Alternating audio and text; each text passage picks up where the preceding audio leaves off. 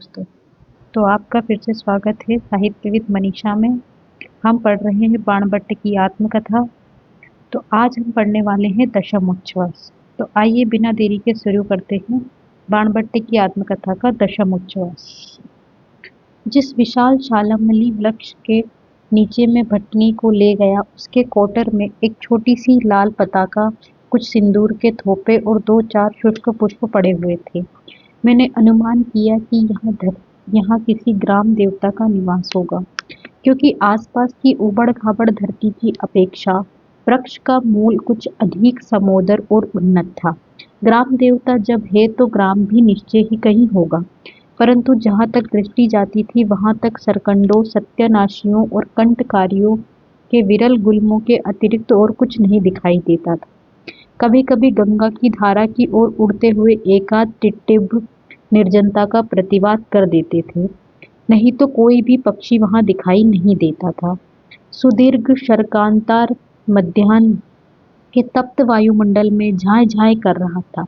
भट्टिनी अवश अवसाद में प्रायः मूर्छित सी पड़ी हुई थी, और मैं कर्तव्य विमूढ़ होकर दिगंत के एक छोर से दूसरे छोर तक दृग्वलय निर्माण कर रहा था।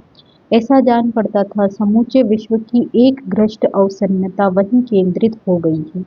थोड़ी देर तक चुपचाप यूं ही बीता, फिर भट्टिनी ने ही मौन भंग किया। मुझे समझने में बिल्कुल देर नहीं लगी कि एक छोटा सा वाक्य बोलने में भट्टिनी को कितने बड़े संकोच का सागर पार करना पड़ा। उनकी ग्रीवा झुकी हुई थी, आंखें धरती में गड़ी हुई थी और शुष्क किसले के समान अधर निस्पंद हो रहे थे, मानो वे कौलिन्य के भार से दब गए हो, लज्जा के आवेग से झुक गए हो, शोभा के अतिरेक से आच्छादित हो गए हो और आनुभाव की तरंगों से उलझकर नीचे आ गए हो। भट्टिनी ने कहा, न्योनिया भी तो इधर ही नहीं, उधर ही कहीं होगी भट्ट, लगी होगी भट्ट। मैंने अत्यंत नम्रतापूर्वक उत्तर दिया, हाँ देवी, मैं भी न्योनिया को खोजने को उत्सुक हूँ, परंतु जब तक आपको किसी सुरक्षित स्थान पर न पहुँचा दूँ, तब तक। भट्टिनी ने मेरे वाक्य का तात्पर्य समझ लिया, बीच में ही टोक कर बोली, छोड़ो मेरी सुरक्षा की बात, तुम मुझे नहीं बचा सकते, कोई मेरी रक्षा नहीं कर सकता। मैं जिसके साथ रहूंगी उसी को डुबाऊंगी। मैं सत्यानाश लेकर पैदा हुई हूँ, वैसी रहकर जी सकती हूँ। मेरी चिंता छोड़ो, देखो न्योनिया जरूर कहीं किस पास में ही होगी। मेरे मुंह से बात नहीं निकली। भट्टिनी का ऐसा निराश मुख मैंने कभी नहीं देखा था। उनके दुख में भी भक्ति और विश्वास साथ रहते थे। यहाँ कैसा विकट परिवर्तन है। मैंने कातरता के साथ उनकी ओर देखा, मेरी आंखों में अश्रु भर गए। एकाएक भट्टिनी के नेत्र मेरी ओर फिरे, उनका दयाद्र हृदय मेरा मुख देखकर उमड़ पड़ा।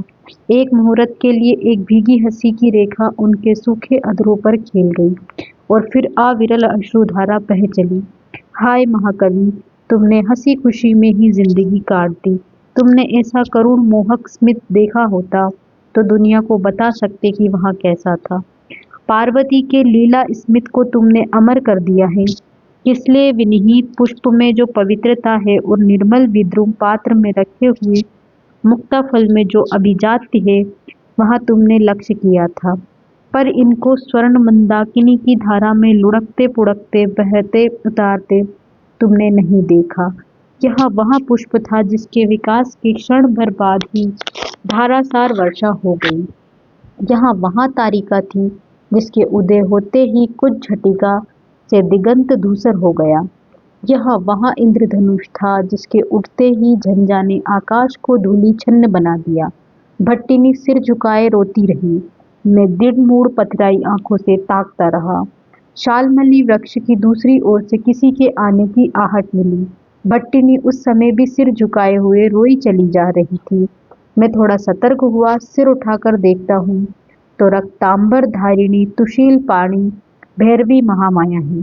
क्षण भर तक मैं अपनी आंखों पर विश्वास ही नहीं कर सका, परंतु वे महामाया ही थी।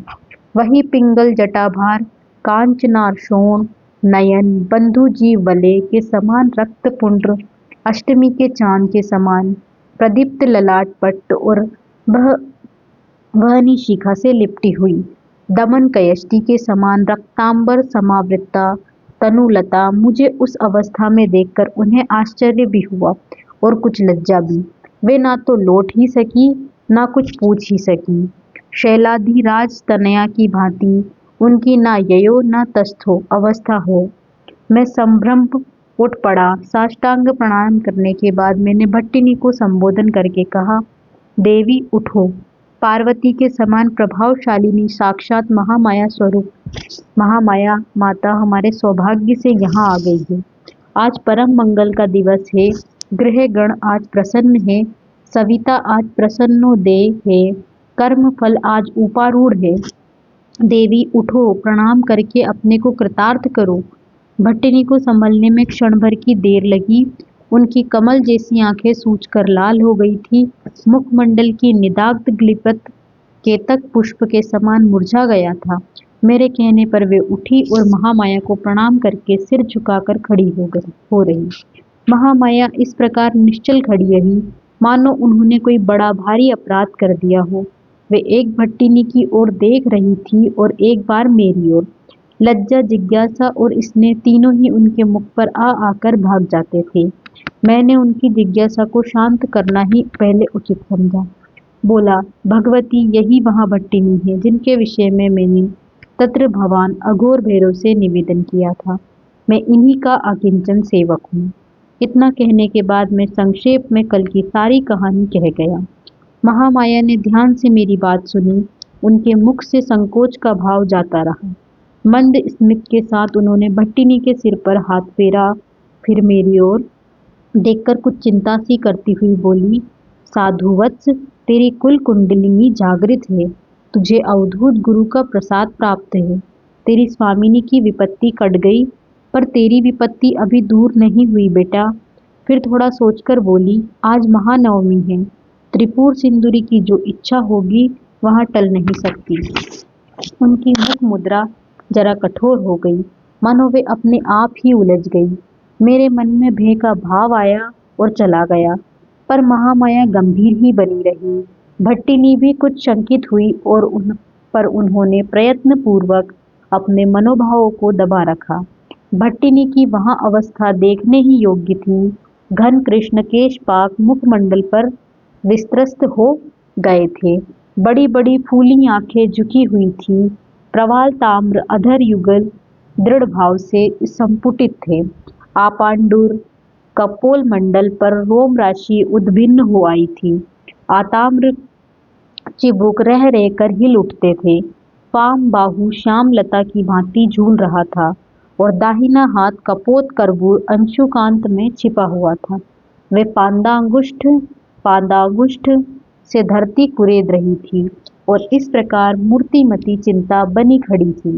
महामाया की चिंता टूटी। उन्होंने भट्टिनी की ओर फिर देखा, एक बार अपने चारों ओर ध्यान से अवलोकन किया, फिर जमुहाई लेते हुए चुटकी बजाई, त्रिपुर भैरवी, त्रिपुर भैरवी। अब उन्होंने बड़े स्नेह से भट्टिनी को अपनी ओर खींचा, चिबुक पकड़कर उनका मुख ऊपर उठाया और बोली, तो यही वह स्वामिनी है तो स्वामिनी होने योग्य। आहा, कैसा अमृत श्रावी मुख है। आ बेटी, हम अलग चले। फिर मेरी ओर मुख करके बोली, जा बेटा, तू न्यूनिया को खोज ले आ। तेरी स्वामिनी यहीं रहेगी। चिंता मत कर, तुझे अवधूत गुरु का प्रसाद है। तेरी कुल कुंडलिनी जागृत है। मैंने प्रणाम किया और धीरे धीरे गंगा के किनारे की ओर अग्रसर हुआ। मैं दूर तक निकल गया, पर निपुणिका का कोई चिन्ह नहीं मिला। एक एक बार मेरे मन में आता था कि इस प्रकार निपुणिका को खोजना निरी बालिशता है। डूबा हुआ आदमी कहीं इस प्रकार पाया जाता है? पर हृदय में विश्वास था कि निपुणिका जीवित अवश्य है और वहाँ मिलेगी भी। कुछ दूर निकल जाने के बाद मुझे भट्टिनी की चिंता होने लगी। अभी तक उन्होंने कुछ आहार नहीं किया है। मैं स्वयं निरन्न हूँ, पर मैं तो इस प्रकार रहने का बहुत अभ्यस्त रहा हूँ। अपने आवारा जीवन में मैंने यही साधना तो की है, करतल भिक्षा तरुलवास, तो ऐसी सी तो मेरी सिद्धि ही है। परंतु भट्टिनी की बात आते ही मेरा हृदय टूक टूक होने लगा। यदि आहार किसी प्रकार वहां पहुंचा भी सका तो महावराह कहाँ है? इस समय भट्टिनी निश्चय ही अपने परम उपास्य की बात सोच रही होगी। जिस समय उन्हें मालूम होगा कि मैंने अपने हाथों उनके परम आराध्य को डुबोया है, उस समय वे मुझसे निश्चित ही घृणा करने लगेगी। हाय अभागा बाण, तेरे लिए भट्टिनी का विश्वास ही सबसे बड़ी संपत्ति थी, पर तू उसे भी खो देना चाहता है। आगे बढ़ना बेकार है। दूर तक नील जल स्रोत चमक रहा है, दीर्घ शर्कांतार झंझना रहा है और मानव परिचय तो बिल्कुल अछूता बालू का पुंज चिनचिना रहा है। मुझे भट्टिनी को छोड़कर इतनी दूर नहीं आना चाहिए। लौटना पड़ा। जब मैं पहुंचा तो दिन ढल चुका था। भट्टिनी और महामाया शाल्मली वृक्ष के पूर्व की ओर बैठी बातें कर रही थी। उन्होंने मुझे देखा नहीं। इतनी देर में भट्टिनी ने महामाया का परिपूर्ण स्नेह प्राप्त कर लिया था। वह इस प्रकार उनकी गोद में बैठी हुई थी जैसे बहुत दिनों के बाद बिछुड़ी कन्या माता के उत्संग में आ गई है। महामाया पूछ रही थी और भट्टिनी धीरे धीरे उत्तर दे रही थी। बात का प्रसंग कुछ ऐसा था कि मैं चुपचाप छिपकर सुनने लगा। यह अनुचित था पर अस्वाभाविक नहीं था। भट्टिनी और महामाया में कुछ इस प्रकार बातें चल रही थी। तो तू भट्ट को क्या समझती है बेटी? क्या समझती हूँ भगवती? सो मैं नहीं जानती। न्योनिया कहती थी कि भट्ट देवता है, पर मैं देवता कैसे कहूँ? तो तेरे मन में जो बात पहले आवे उसे ही कह जाना। सोचकर कही हुई बात पर सब समय सत्य नहीं होती। क्या बताऊं आर्य, जिस दिन भट्ट ने मुझसे प्रथम वाक्य कहा था, उस दिन मेरा नवीन जन्म हुआ। उस दिन सूर्य उदयगिरी के तट पर मांगल्य वर्षा कर उदित हुआ था। उस दिन उषा काल ने मेरे संपूर्ण जीवन को परम सौभाग्य से भर दिया था। मैंने उस दिन अपनी सार्थकता को प्रथम बार अनुभव किया था। सार्थकता? सो कैसी बेटी?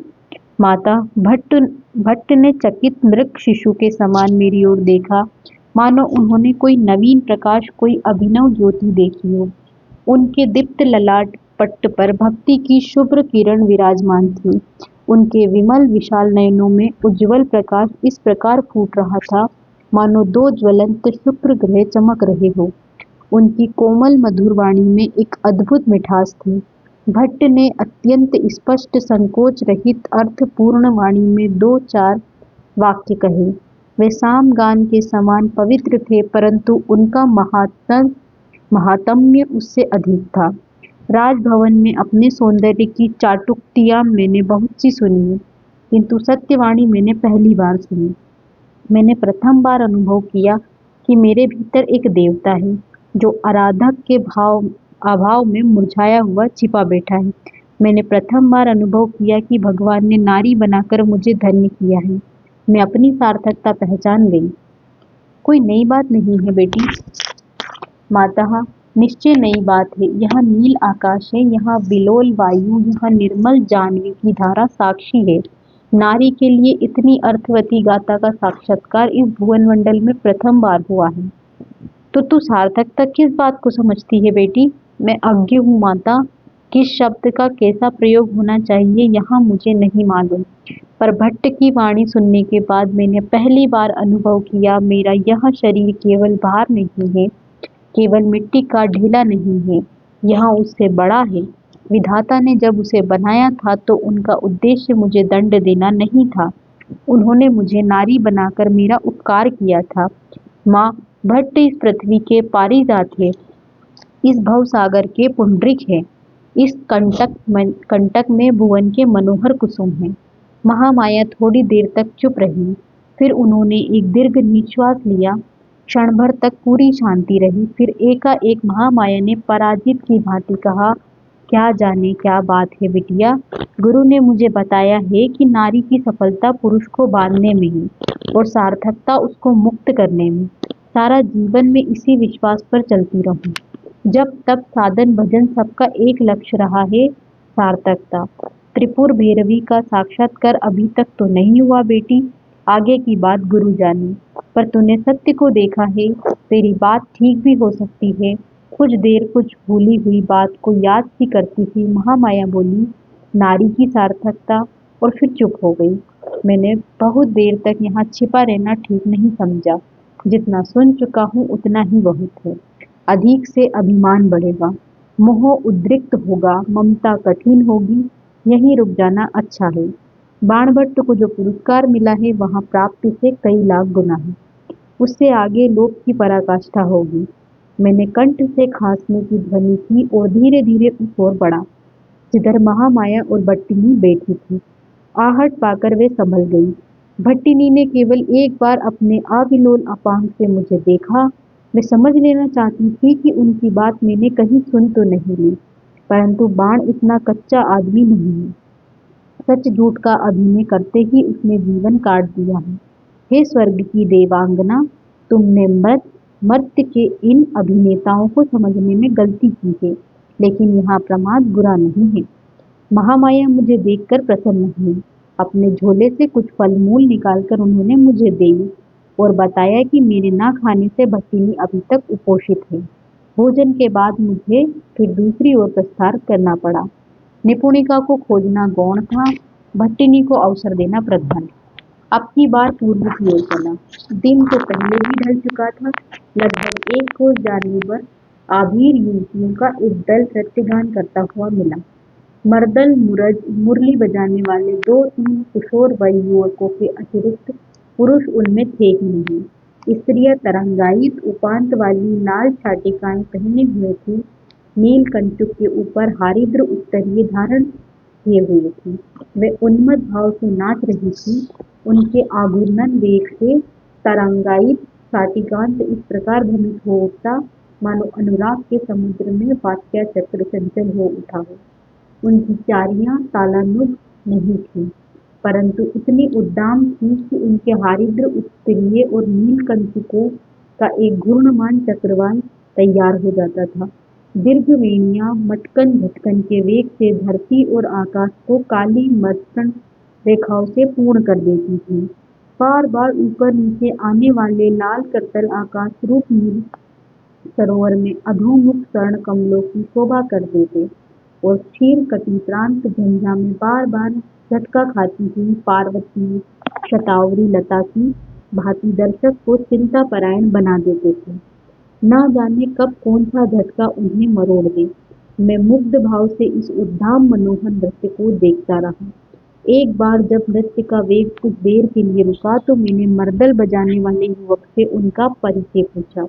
उसने जो कुछ बताया उसका सारांश यहाँ था कि वे गंगा और महासरयू के संगम पर जो वज्र तीर्थ है उसी स्थान पर देवी की पूजा करने गए थे। आज महानवमी की तिथि है। आज वज्र तीर्थ की देवी के पूजन का परम महात्म्य है। उनका ग्राम महासरयू के उस पार है। मैंने मतलब की बात भी उनसे पूछ ली। उनका सरदार लोरिक देव प्रतापी मल्ल है। ब्राह्मणों और देवताओं पर उसकी अपरिमेय श्रद्धा है और मेरे जैसे विद्वान को वे लोग सिर आंखों पर रखेंगे। उस युवक ने तो उसी क्षण मुझे ले चलने का आग्रह प्रकट किया, पर मैंने देवी के दर्शन का बहाना बनाकर पिंड छुड़ाया। युवक ने और भी आग्रह करते हुए कहा कि वज्र तीर्थ की देवी का दर्शन रात्रि में निषिद्ध है। उस समय वहां साधक लोग आते हैं। गृहस्थ का उधर जाना ठीक नहीं। परंतु मैंने उसकी सरलता की मन ही मन प्रशंसा करते हुए भी उसकी बात नहीं सुनी। सचमुच ही संध्या हो आई थी। मुझे भट्टिनी के पास लौट जाना चाहिए था, पर जाने कैसी एक अद्भुत शक्ति मुझे वज्र तीर्थ की ओर ढेले ठेले लिए जा रही थी। यदि मैं कहूँ कि अपनी ही इच्छा के विरुद्ध में चला जा रहा था तो लोग विश्वास नहीं करेंगे, पर सत्य यही है। मेरे पार्श्व से आंधी की तरह दौड़ती हुई एक रहस्यमय स्त्री निकल गई। उसके गले में कपाल माला झूल रही थी, कटी में हड्डियों की किंकणी खड़खड़ा रही थी और हाथ में नरकपाल की खंजड़ी खनखना रही थी। उसकी जटाएं न्यागोत्र तरु के प्रहो के समान कर्कश थीं, जो कटी विन्यस्त खटवांग से टकरा टकरा कर कठोर ध्वनि उत्पन्न कर रही थी और कपोल देश पर लटकी हुई बराटक माला से बार बार उलट पड़ती थी। मेरे पार्श्व को दरेरती हुई वह इस प्रकार निकल गई मानो उड़ रही है। मैं रज्जुबद्ध मरकट की भांति खिसका ही चला गया। वज्र तीर्थ एक विशाल शमशान था। चारों ओर नीम के तेल में भुने जाते हुए लहसुन के समान जलते हुए शवों की दुर्गंध व्याप्त हो रही थी। सारा शमशान घाट गिद्धों और सियारों के पदचिह्नों से भरा था। हड्डियों और मांस के छिन्न खंडों के ऊपर संध्या का धूसर प्रकाश बड़ा भयावना दिखाई दे रहा था। जलती चिताओं के पास थोड़ा प्रकाश दे जाता था, परंतु उनके आगे अंधकार और भी घोर हो जाता था। रह रहकर उल्लुकों के ऊंटकार और चूहों के चीत्कार से शमशान का वातावरण प्रकम्पित हो उठता था। इसी विकट दृश्य के बीच कराला देवी का मंदिर था। मंदिर वह नाम मात्र का ही था। एक चत्वर, एक हवन कुंड और एक यूप काष्ठ के अतिरिक्त वहाँ और कुछ नहीं था। कराला देवी की मूर्ति सचमुच ही कराल थी। उनकी लोल जीवा एक ही साथ विश्व को ग्रास करती हुई, उसका त्राण करती हुई भी जान पड़ती थी। उनके गले में विशाल मुंडमाल गुल्फों तक लटक रही थी। कराला देवी के सामने वही रहस्यमय स्त्री जानुपात पूर्वक खड़ी थी, और उससे भी अधिक अशुभ वेशधारी एक पुरुष ताजी चर्बी से हवन कर रहा था। आहुति पड़ने के साथ ही साथ अग्नि की पिंगल लोल जीवा विकराल भाव से लपक पड़ती थी, और क्षण भर के लिए वायुमंडल दुर्गंधी से और नभोमंडल पिंगल प्रकाश से व्याप्त हो जाता था। कुंडल के चारों ओर नरक पालों में भिन्न भिन्न अहवनीय सामग्री रखी हुई थी। मेरा मस्तिष्क घृणा और जुगुप्सा से भर गया, परंतु फिर भी आश्चर्य की बात है कि मैं खींचता ही गया। अंत में युग काष्ठ से सटकर खड़ा हो गया। साधक पुरुष ने विकट फूत्कार के साथ संकल्प पढ़ा और चित्र लिखित की तरह जहाँ का तहाँ खड़ा कौतूहल के साथ सब कुछ देखता रहा। संकल्प वाक्य से मालूम हुआ कि साधक का नाम अघोर घंट है और साधिका का नाम चंड मंडना। साधिका ने कुछ मुद्राओं का प्रदर्शन करते हुए एक लाल कर्णिकार की माला मेरे गले में डाल दी। मेरा मस्तक दुर्गंध से छिन्न हो रहा था। नसें फूल गई थी और कटु धूम से आंखें फटने को आ चुकी थी। परंतु यहाँ विचित्र साधना अव्याहत गति से चल रही थी। धीरे धीरे मेरी चेतना खोने लगी, परंतु आश्चर्य यहाँ है कि मैं गिरा नहीं और संवेदनशील की भांति सब कुछ देखता रहा। नभोमंडल से विकटाकृति कठपुतलियाँ और भैरवियाँ उतरती, मुझे विचित्र ढंग से प्रणिपात करती और आरती उतारती रही। फेरुओं के चंड्रों के समान विचित्र जय जयकार से दुष्मंडल उत्तंबित होता रहा और विकराल वदन पिशाचों के अस्थिर करताल से अंधकार फटता रहा। मैं हतभंग निश्चेष्ट नाना अंगन्यास के साथ खट्टमांग की पूजा हुई। अघोर घंट ने आदेश दिया, जो तेरा सबसे प्रिय है उसका ध्यान कर। मुहूर्त भर में भट्टिनी की कोमल कांत मुख्य छवि मेरे सामने उपस्थित हुई। मैं कातरतापूर्वक सीख उठा। मैं भट्टिनी को निर्जन शरकांतार से छोड़कर बंदी होने जा रहा हूँ। मेरी नसें झंझना उठी। मैं कातर भाव से अघोर भैरव का स्मरण किया। मेरी आंखें अपने आप झपक गई। कठपुतलियाँ आरती करती रही, भैरवों का चंडी विलाप जय जयकार करता रहा और उल्लुकों का भूतकार दुष्मंडल को फाड़ता रहा। अघोर घंट और चंडमंडना विकट फूंकार से वायुमंडल को कंपाने लगे। उग्र भैरवियों ने तुमुल फूंकार किया। कठपुतलियाँ सावधानी से मुझे घेरकर खड़ी हो गईं। चंडमंडनाएँ विचित्र आविष्ट भंगी में उद्दाम भाव से सिर पटकने लगी, और अघोर घंट घनघन आहुतियों और क्रमवर्धमान फूंकार से हवन कुंड को लोलक कंपित करता है। मैंने आंखें खोली। सामने महामाया, भट्टिनी और निपुणिका, और पीछे नंगी तलवार लिए हुए विग्रह वर्मा और 10 मोखरी वीर पत्थर की मूर्ति बने खड़े थे। भट्टिनी कातर भाव से मुझे देख रही थी। मैं अवश्य व्याकुलता से उन्हें देख रहा था। मेरी शिराएं अधिक नहीं संभल सकी। मुझे लगा कि कान के पास से रक्त की धारा फूट पड़ी है। रक्त देखकर अघोर घंट विचलित हुआ। उसने चंड मंडना को शीघ्रता करने का आदेश दिया। उधर भट्टिनी मूर्छित होकर गिर गई। भट्टिनी को मूर्छित देखकर मेरा उद्विग्न मस्तिष्क और भी विचलित हुआ। निपुणिका उन्मत्त की भांति वेदी की ओर बढ़ी, जैसे उसके पैरों में किसी ने आंधी बांध दी है। महामाया प्रस्तर प्रतिमा की भांति निश्चल खड़ी है। भट्टिनी की ओर उन्होंने देखा भी नहीं। उनकी आंखों से एक अद्भुत ज्वालामयी ज्योति निकल रही थी। वे स्थिर भाव से निपुणिका को देख रही थी। निपुणिका आंधी की तरह आई। उसने एक ही धक्के में चंड मंडना को पटक दिया और उसके हाथ का खटवांग झटक कर छीन लिया। खटवांग लेकर निपुणिका ने विकट नृत्य शुरू किया। उसके उद्धत पद संचार में हवन कुंड विध्वस्त हो गया। लाल पताका छिन्न छिन्न हो गई। युग काष्ठ चूर्ण विचूर्ण हो गया। ओह, कितना उत्ताल था वह नर्तन! उसके एक एक पद संचार से धरित्री धसकती रही थी। तारामंडल लड़खड़ाता सा जान पड़ता था और कराला का मुंडमाल खटखटा उठता था। मैं महामाया की ओर देखने लगा। वे स्थिर भाव से निपुणता की ओर देख रही थी। अचानक उनकी दृष्टि मेरी ओर फिरी। मालूम हुआ जैसे जैसे जैसे सहस्त्र सहस्त्र सूर्य इधर ही टूट पड़े हो, जैसे कोई विचित्र धूमकेतु मेरी ओर लपक पड़ा। मैं लड़खड़ा गया। निपुणता बेहोश होकर नीचे गिर गई। अब की बार मेरी बारी थी। मैंने अघोर घंट को कंधे पर उठा लिया और किस प्रकार का तांडव किया वहां तो याद नहीं, पर इतना ही याद है कि शमशान का कोई भी कोना मेरे उत्तालन नर्तन से अस्पष्ट नहीं रहा। अंत में मैंने अघोर घंट को गंगा में फेंक दिया। महामाया भीम वेग से मेरी ओर दौड़ी और मुझे घसीटती हुई पूर्व की ओर भागी। और भी तेज, और भी।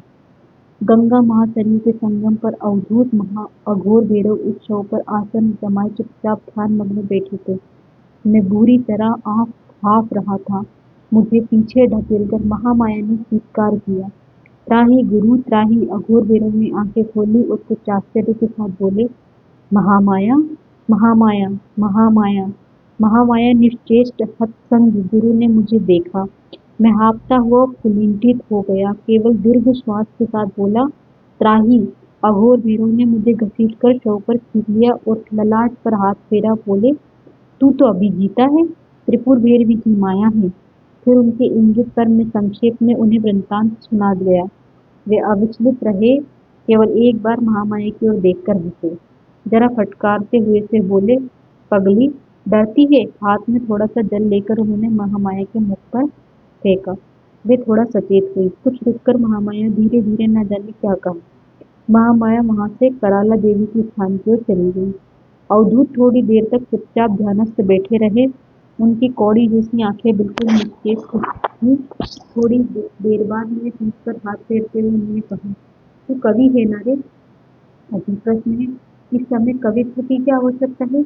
मैं कुतूहल के साथ उनकी ओर ताकने लगा।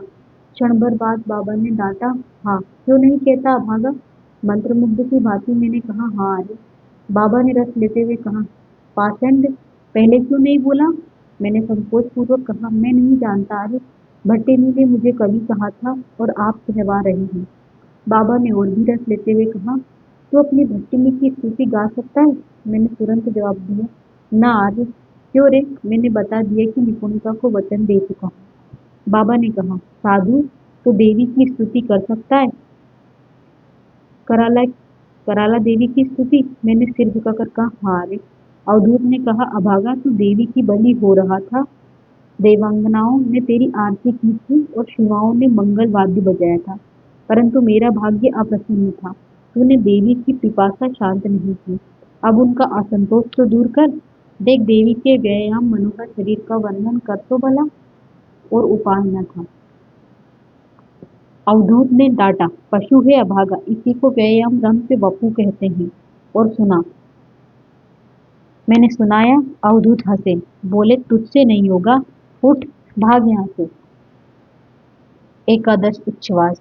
मेरा सारा शरीर एक प्रकार की अवश जड़िमा से भाराक्रांत हो गया था। 3 दिन और 3 रात में संज्ञाहीन पड़ा रहा, और जब चैतन्य लाभ हुआ तब भी स्वप्ना वेश की माया मेरे सारे अस्तित्व को अभिभूत किए रही। मैं मानो एक तरल मरुकांतार में वुंचित तूल खंड की भांति उतरा रहा। मुझे ऐसा लगता था कि इस तरल कांतार का कोई और छोर नहीं है। दिगंत के एक किनारे से दूसरे किनारे तक विशाल अजगर की भांति निक्षेप पड़ा हुआ। क्षितिज दूसरे भी क्षितिज भी उसे छूने में शंकित हो रहा है। वायु की लहरियां भी उसे विक्षुब्ध नहीं कर रही हैं। बीच बीच में सुदूर आकाश के कोने में चंद्रमंडल की क्षीण आभा दिखाई देती, और वहीं से प्रफुल्ल शतदल पर वज्रासन सनासीन कर्पूर गौरी आनंद भैरवी धीरे धीरे उतरती। उनकी 18 भुजाओं के विविध अस्त्र चंद्रमा की पिंगल प्रभा में झलमलाया करते, और उनकी गोद का रजत कलश गैरिक वस्त्र की आभा से सिंदूर मनोहर कांति धारण करता। उनके तीनों नयनों से अमृत का स्रोत झरता रहता, और उनकी विद्रुमांकुर के समान लाल लाल अंगुलियां मेरे केसों में उलझ जाती। किसलयों को भी लज्जित करने वाली उनकी हथेली जब मेरे ललाट देश पर फिरती रहती, तो मेरे 100 जन्मांतर कृतार्थ हो जाते। बीच बीच में मुझे धरती का आकर्षण नीचे की ओर खींचता, परंतु उसमें शक्ति ही न होती।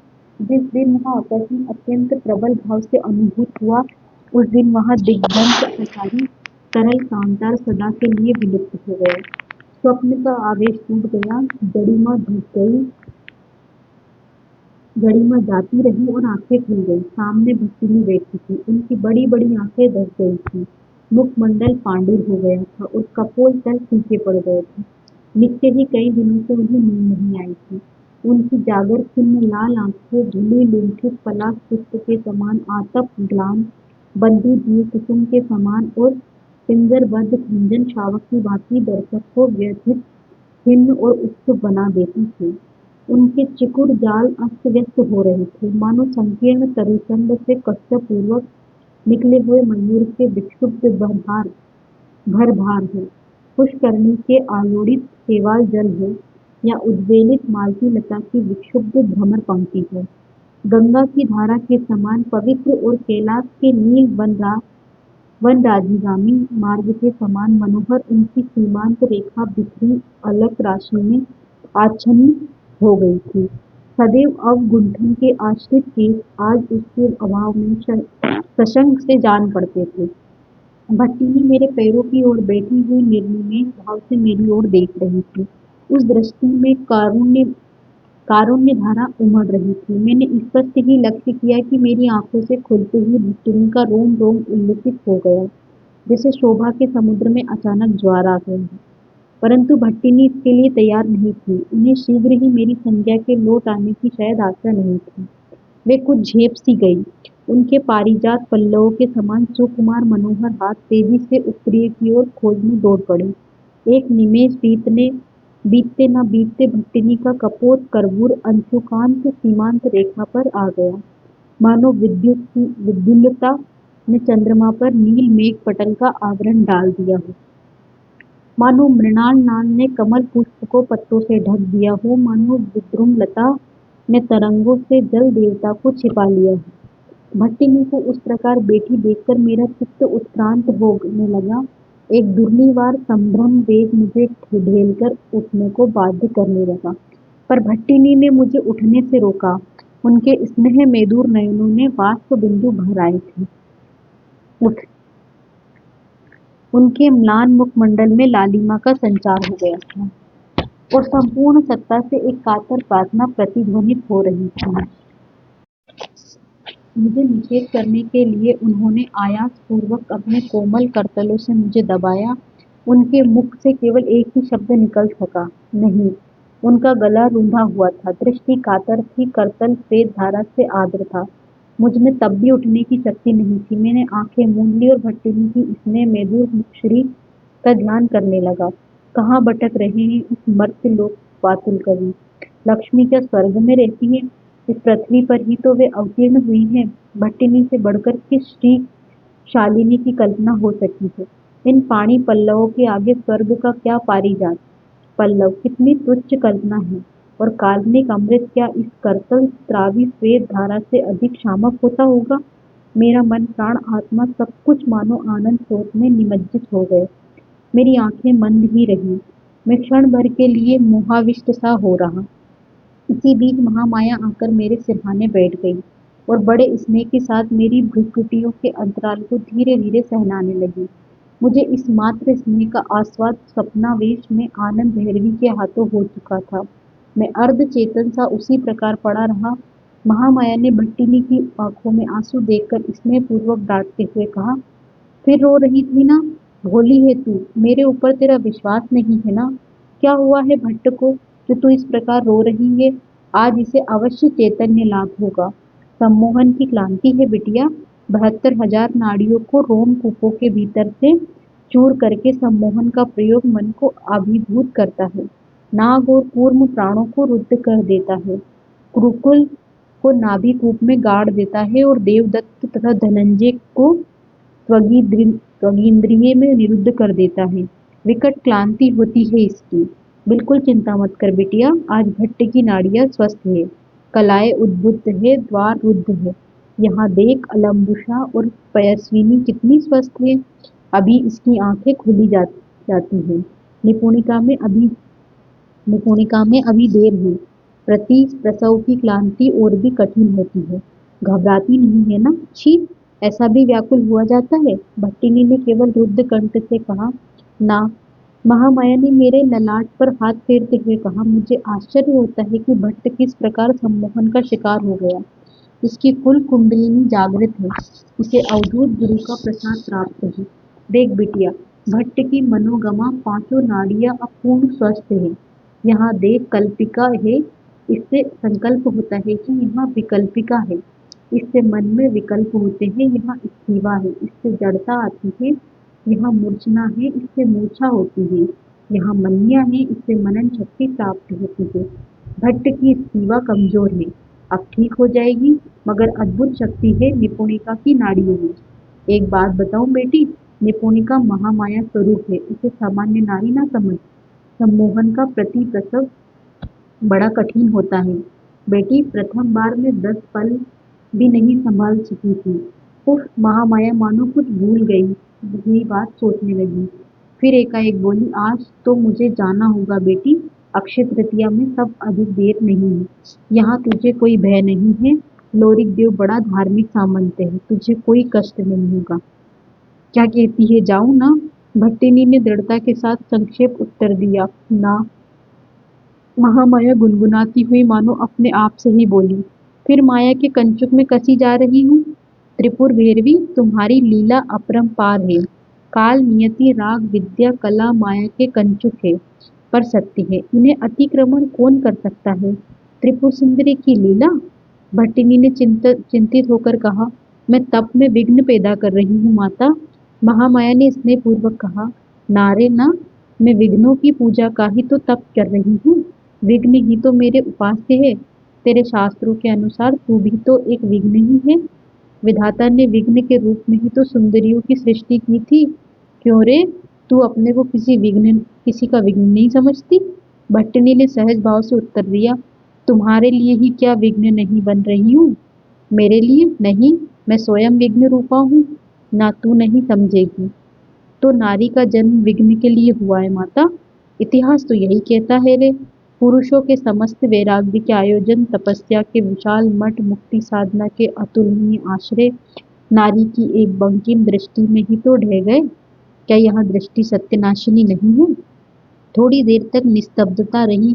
ऐसा जान पड़ा भट्टिनी हार गई है। महामाया के प्रश्न का प्रतिवाद करने के लिए मेरा रोम रोम उद्बुद्ध हो गया। मेरी सारी सत्ता प्रत्याख्यान के लिए आलोड़ित हो गई, परंतु मैं वैसे ही अवश पड़ा रहा। भट्टिनी के सामने मेरी धृष्टता प्रकट हो, यह बात मैं सोच भी नहीं सकता। महामाया ने ही फिर शुरू किया। तो तू मेरी बात नहीं मानती? हाँ बेटी, नारीहीन तपस्या संसार की भक्ति भूल है। यहाँ धर्म कर्म का विशाल आयोजन, सैन्य संगठन और राज्य व्यवस्थापन सब फैन बुद्ध की भांति विलुप्त हो जाएंगे, क्योंकि नारी का इसमें सहयोग नहीं है। यह सारा ठाट बाट संसार में केवल अशांति पैदा करेगा। भट्टिनी ने चकित की भांति प्रश्न किया।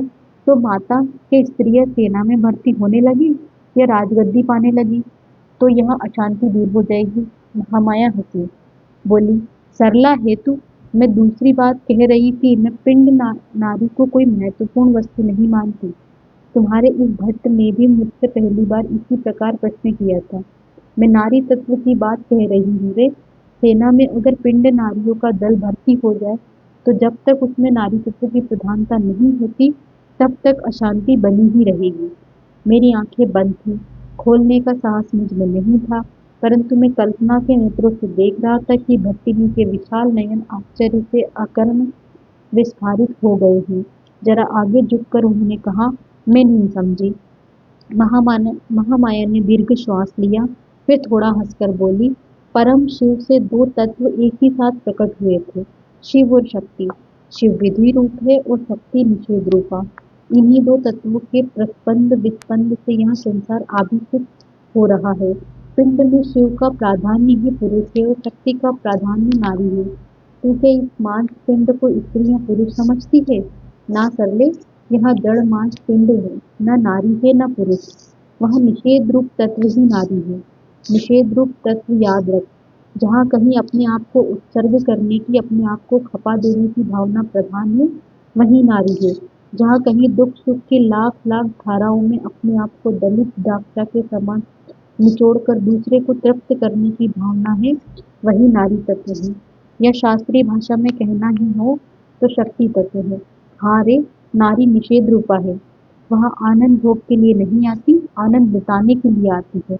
आज के धर्म कर्म के आयोजन, सैन्य संगठन और राज्य विस्तार विधि रूप है। उनमें अपने आप को दूसरों के लिए गला देने की भावना नहीं है। इसलिए वे एक कटाक्ष पर ढह जाते हैं, एक विस्मित पर बिक जाते हैं। वे ट्रेन बुद्ध की भांति अनित्य है, वे सेकत सेतु की भांति अस्थिर है, वे जल रेखा की भांति नश्वर है।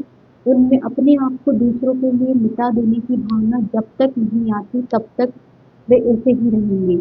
उन्हें जब तक पूजाहीन दिवस और सेवाहीन रात्रियां अनुतप्त नहीं करती, जब तक निष्फल अर्घ्यदान उन्हें सुरेग नहीं देता, तब तक उनमें निषेध रूपा नारी तत्व का अभाव रहेगा और तब तक वे केवल दूसरों को देख सकते हैं। महामाया थोड़ा रुकी, वे कुछ भावाविष्ट की अवस्था में थी। तनिक विश्राम करने के बाद वे संभल गई। उन्हें रोगी के सिरहाने बैठकर देर तक बोलते रहने से कुछ ग्लानि हुई। मेरी आंखों पर अंगुली फेरते हुए उन्होंने मानो झेप मिटाने के लिए ही कहा, भट्ट अब स्वस्थ है, अभी जागेगा। भट्टिनी कुछ बोली नहीं। मैंने आंखें खोली, भट्टिनी इस बार संभली हुई थी।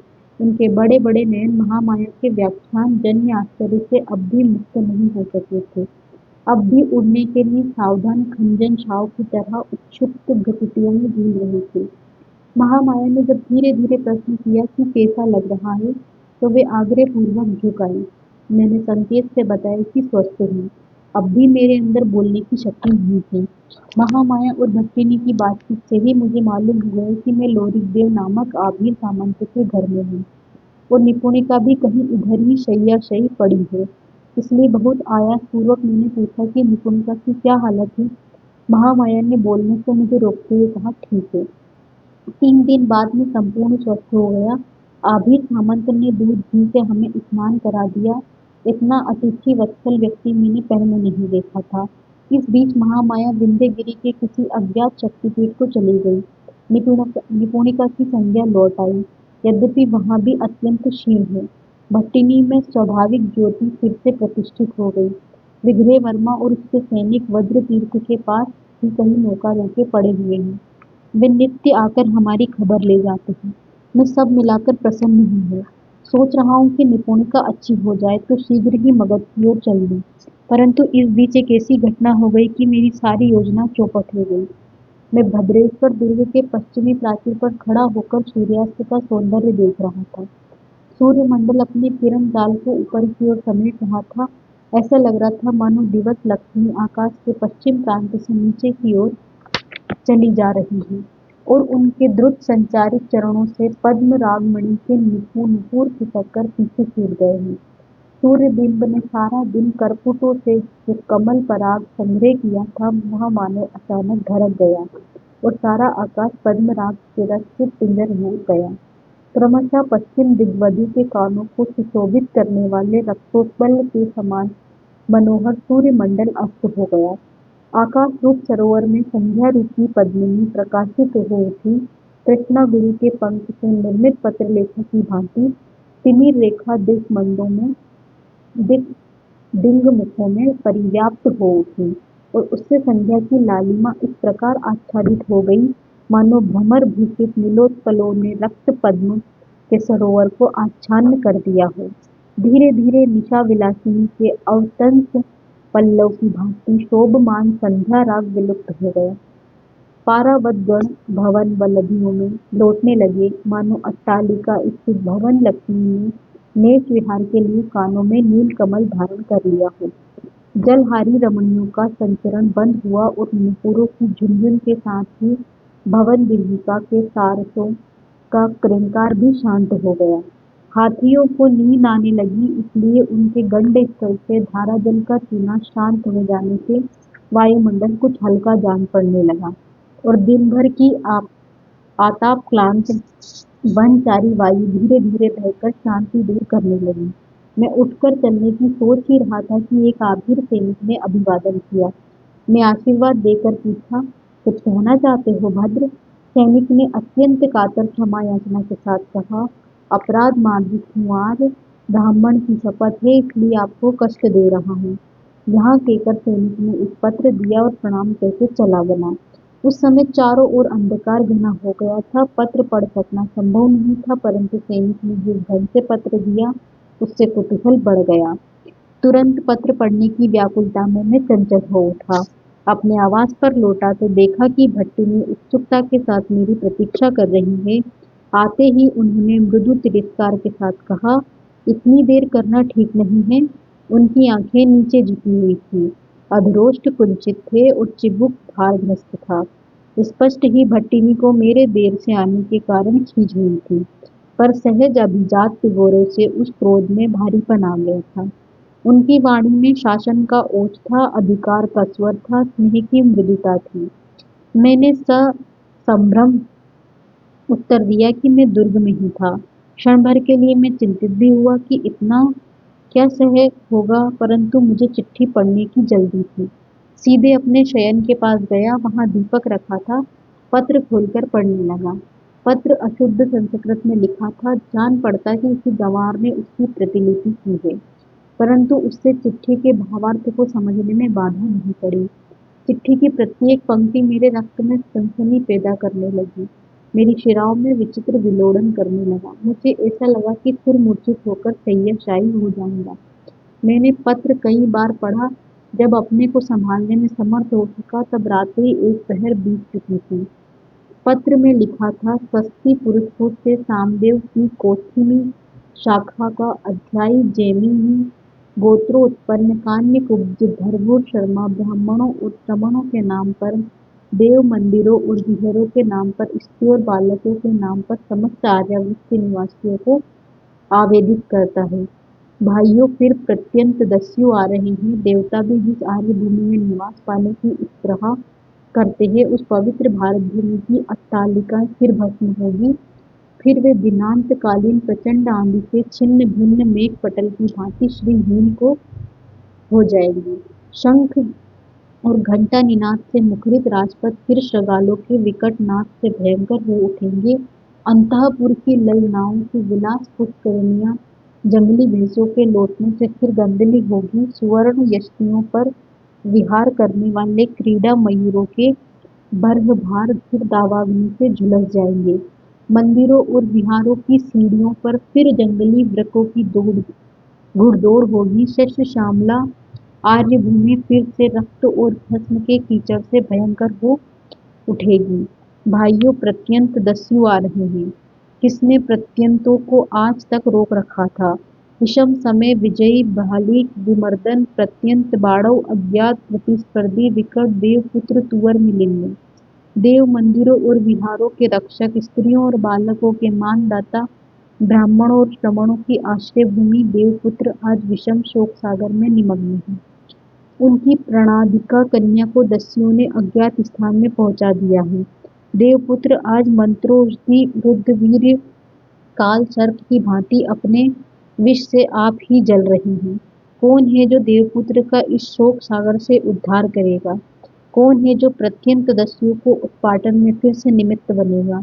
भाइयों, प्रत्यंत दस्यु आ रहे हैं। कौन है जो देवपुत्र की कन्या का संधान बताएगा? भाइयों, प्रयत्न करो, देवपुत्र की प्राणाधिका कन्या का संधान प्राप्त करो। फिर एक बार देवपुत्र की विशाल वाहिनी के सैन्य सम्मर्द से भुवन मंडल जीर्ण शकट के क्रोड़ देश की भांति धूम्र हो उठे। गैरी गिरी वर्त्म अश्वों के शूर शोथ से गिरी कुहरों को कम्मेलक सटाके समान कपीश बना दे। मद्द मत्त गजराजों की वाहिनी प्रत्यंत देश को काली मदधारा से परिणत बल्लभ मृत के रोम राजी के समान करबुर बना दे। महीतल अश्व में, दिक् चक्रवाल कुंजर में, अंतरिक्ष आत पत्र में, अबरताल ध्वज वन में, वायुमंडल मद गंध में और त्रिभुवन जय शब्द में हो उठे। भाइयों, प्रत्यंत दस्यु आ रहे हैं। कौन है जो आज आर्यावर्त का दस्युओं के दृष्टांत जाल से उद्धार करेगा? आज स्कंद के अवतार समुद्रगुप्त नहीं है, जिनके धनुष टंकार ने योद्धाओं का दर्प दलन किया था, म्लेच्छों का मान मर्दन किया था, मंदिरों और मठों के विध्वंसों का प्राण हरण किया था। आज नरसिंह पराक्रम चंद्र गुप्त नहीं है, जिन्होंने चारों समुद्रों को अपने सुरभित यश के सुगंधमय बना दिया था, जिनके हुंकार मात्र से प्रत्यंत समान सामंत सिर झुकाने को बाध्य हुए थे, जो विद्या और कला के सर्वस्व थे, जो स्त्रियों और बालकों के अभयदाता थे, जो देव मंदिरों और विहारों के आश्रय स्थल थे, आज प्रचंड पराक्रम मोखरी वीर विग्रह वर्मा भी नहीं है, जो शत्रुओं के लिए काल और दीनों के लिए कल्पवृक्ष थे। आज टिड्डियों से भी विपुल, भेड़ियों से भी क्रूर, गधों से भी निगृण, शगालों से भी हीन, कृतलासों से भी अधिक बहुरूपी हूण दस्युओं से इस पवित्र भूमि को बचाने की सामर्थ्य कौन रखता है? एकमात्र देवपुत्र कुंवर मिलिंद। भाइयों, प्रत्यंत दस्यु फिर आ रहे हैं।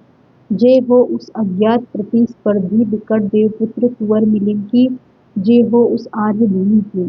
भाइयों, देवपुत्र की नयनतारा को, उनकी प्राणाधिका कन्या को खोजो, यही एकमात्र रक्षा का उपाय है।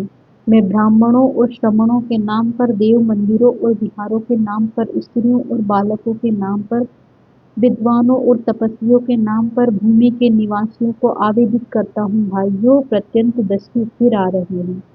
अपरंच मैं अशीति पर वृद्ध हूँ, सामाध्यायी काम्यकुब्ज ब्राह्मण हूँ, मैं मौखरियों का गुरु हूँ। मैं अपनी ही शपथ देकर निवेदन करता हूँ कि जो कोई इस पत्र को पढ़े, वहाँ इसकी 10 प्रतियां लिखकर अन्य लोगों को दे दे। यहाँ क्रिया तब तक चलती रहे जब तक देवपुत्र की प्राणाधिका कन्या का पता न लग जाए। इति शुभमस्ति। मेरी उत्तेजना तब भी शांत नहीं हुई थी। किससे इस विषय में कुछ परामर्श लूं? भट्टिनी को यहाँ संवाद नहीं देना चाहिए। निपुणिका दुर्बल है। हाय बाणभट्ट अकेला है। मुझ में उड़ने की शक्ति होती तो तुरंत उड़कर देवपुत्र के पास चला जाता, पर मैं उड़ तो नहीं सकता। पत्र के विषय में मैं उलझा हुआ उत्तेजित हो रहा था। उसी समय भट्टिनी का स्वर सुनाई दिया। जान पड़ता था वे देर से मेरी दशा देख रही थी। उनके मुखमंडल पर सहज अनुभाव तरंगित हो रहा था और सारे शरीर को देखकर एक अपूर्व भाव माधुर्य उल्लसित हो रहा था। अपने सीमंत स्थित औंगुठन को प्रवाल शोण नख प्रभा से सिंचित करते हुए उन्होंने आगे की ओर सरकाया और आदेश देती हुई बोली, भट्ट, पत्र पढ़ना छोड़ो, प्रसाद ग्रहण करने का समय हो गया है। प्रसाद ग्रहण अर्थात भोजन। भट्टिनी ने मुझसे एक बार भी महावरा की मूर्ति के बारे में नहीं पूछा।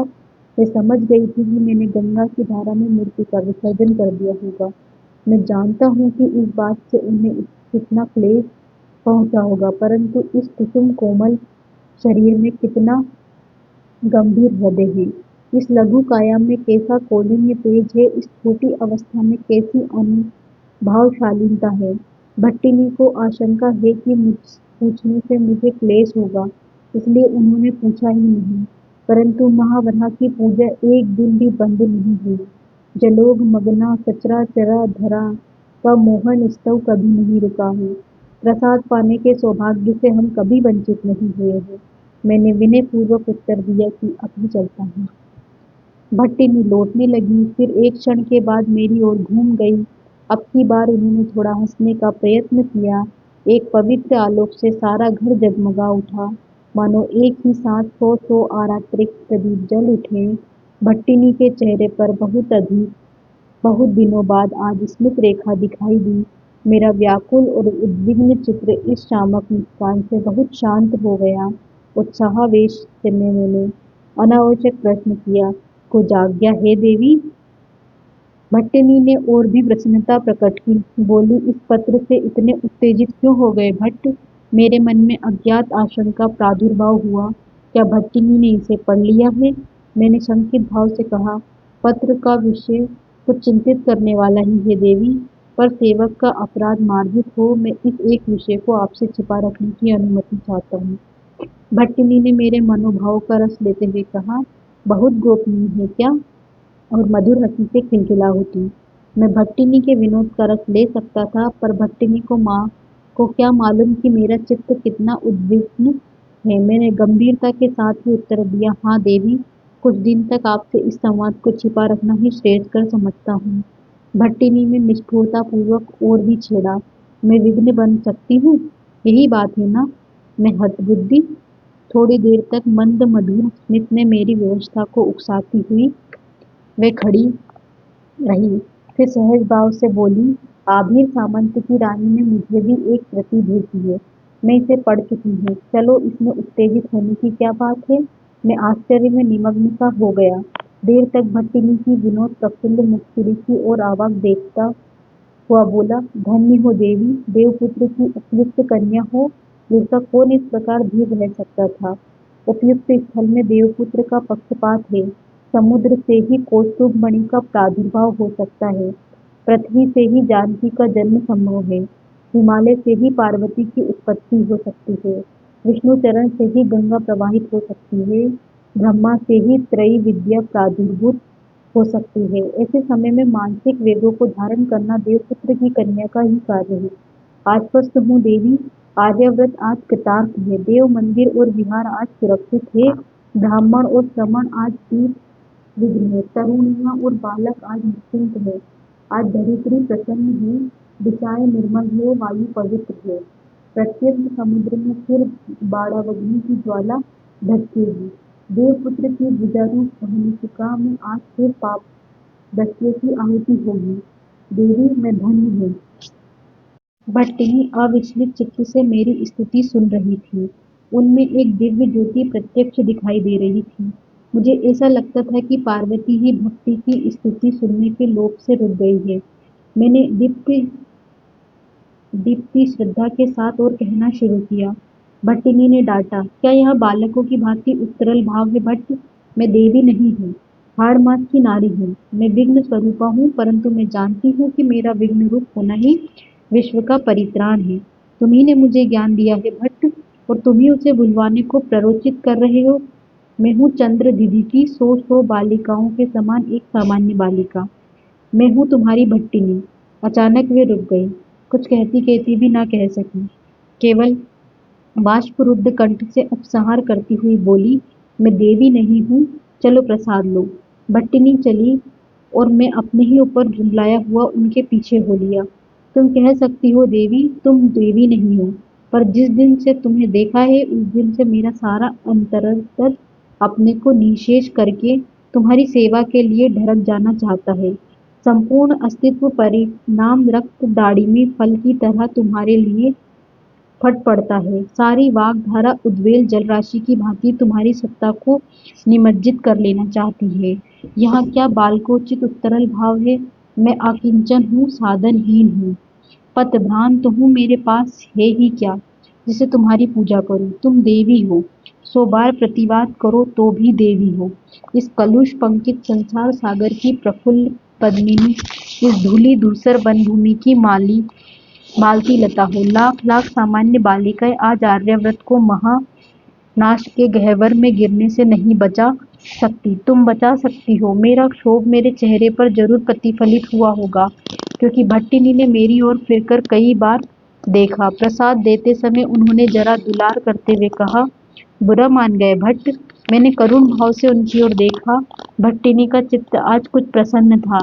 उनमें आज कुछ अप्रत्याशित लीला आ गई थी। इस समय उन्हें जरा भी चिंतित होने देने का अपराध था, परंतु भट्टिनी को मेरे उत्तर की अपेक्षा नहीं थी। बोली, बुरा न मानो, तुम्हें मुझे देवी समझने में आनंद मिलता है तो मैं देवी ही सही, यह वरदान लो। कहकर भट्टिनी ने मेरी थाली में अपने हाथ का बनाया हुआ मिष्ठान डाल दिया। मैं हंसा और भट्टिनी भी मंद स्मित के साथ हंस पड़ी। द्वादश उच्छ्वास।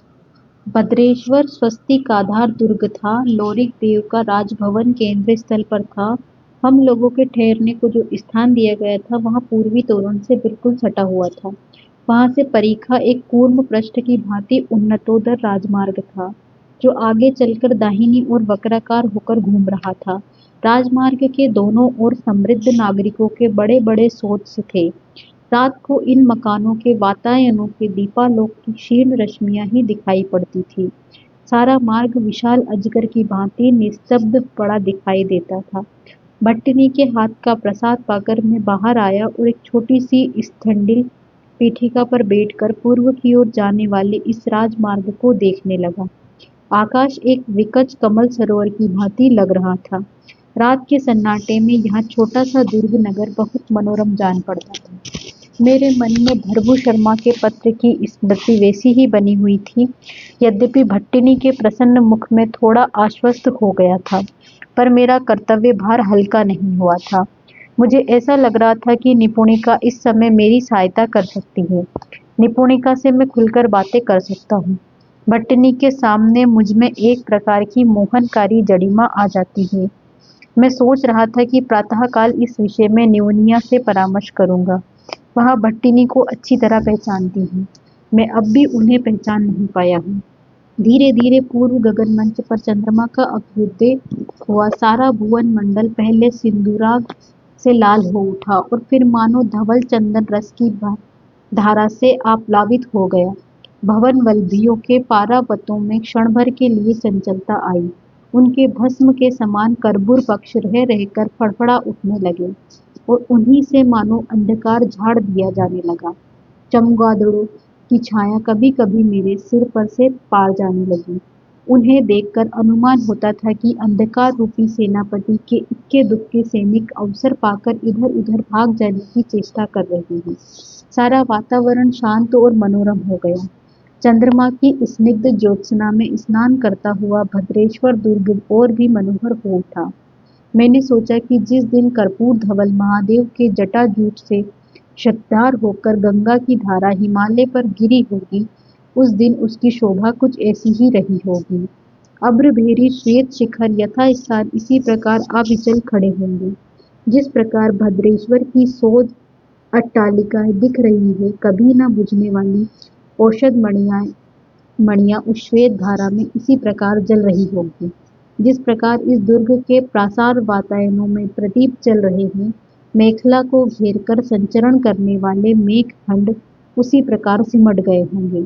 जिस प्रकार इन दुर्ग हर्मियों की तिरस्कारिणियां सिमट गई है और दरी गुहाओं में शयन करने वाली सिद्ध वधुएं मंदाकिनी के निर्जर शिखरों से सिक्त वायु को उसी प्रकार अलस विलसती सी से उपभोग कर रही होगी। जिस प्रकार इस दुर्ग की सुंदरियां आज के मधुर मदिर शीतल वायु का उपभोग कर रही है। उस रात को मुझे नींद नहीं आई। मैं भट्टिनी को पहचान नहीं पा रहा हूँ। छोटे महाराज के विशाल अंतःपुर में आबद्ध भट्टिनी का परिपांडु दुर्बल कोपल सुंदर मुख में देख चुका हूँ। चंडी मंडप में कुमार कृष्णवर्धन का आश्रय लेने से स्पष्ट इनकार करने के बाद बाण बिद्ध मृग के समान उनकी करुण मुक्त छवि को मैं भुलाने पर भी नहीं भूल सका हूँ। गंगा की मनोहर धारा पर अपने अपहरण का वृत्तांत कहती हुई निराश सिंहिनी के समान उनकी स्फुलिंग वर्षी आंखें मेरे मानस पटल पर विद्ध हो गई हैं और अंतिम बार गंगा की धारा से विनिर्गता उनकी वहां शिथिल श्रांत हो मनोहर शोभा मेरे मानस पटल पर अंकित हो गई है, जो वराह के दंत पर समासीन श्रांत धरित्री को धैर्य और गांधीर्य में पराभूत कर रही थी। परंतु आज मैं भट्टिनी को जिस रूप में देख चुका हूँ, वह रूप उन सब से भिन्न है। मैं इन सब रूपों में एक एक सूत्र खोजना चाहता हूँ, पर पा भी नहीं रहा हूँ। कुछ दिनों से ऐसा लग रहा है कि मेरी बुद्धि लुप्त हो गई है, क्रियाशक्ति शिथिल हो गई है, वाग धारा सूख गई है। मैं संसार की विषमताओं को देख चुका हूँ, इस दुनिया का अबोध ब्राह्मण बटु नहीं हूँ। यद्यपि मेरे कर्तव्य अकर्तव्य की कसौटी वही नहीं है जो सारी दुनिया को मान्य है, पर मैं लोक मर्यादा से अनभिज्ञ नहीं हूँ। फिर भी इधर मेरा चित्त जड़ होता जा रहा है, बुद्धि मुक्त होती जा रही है और मस्तिष्क भोता होता जा रहा है। आखिर वह कौन सा अंतर्विकार है जो मेरे चित्त को जड़ बना रहा है और मेरी बुद्धि को मोहग्रस्त बना रहा है? मेरे लिए इसका उत्तर पाना कठिन है। आज मैं स्वयं अपनी समस्या हो रहा स्पष्ट है। भट्टिनी और निपुणिका के साथ रहने से मेरे अंदर परिवर्तन आया है। मैं कहने को तो उनकी रक्षा के लिए साथ हूँ, पर हो गया हूँ परम आश्रित। इस अवस्था से मुक्ति मिलनी चाहिए। आज से अधिक पराधीन मैं कभी नहीं था, परंतु भट्टिनी को अकेली छोड़कर मैं जा भी कैसे सकता हूँ? विषम समस्या है। मेरा रोम रोम कदम्ब केसर की भांति उद्भिन्न होकर इस परावस्था का स्वागत करता जान पड़ता है।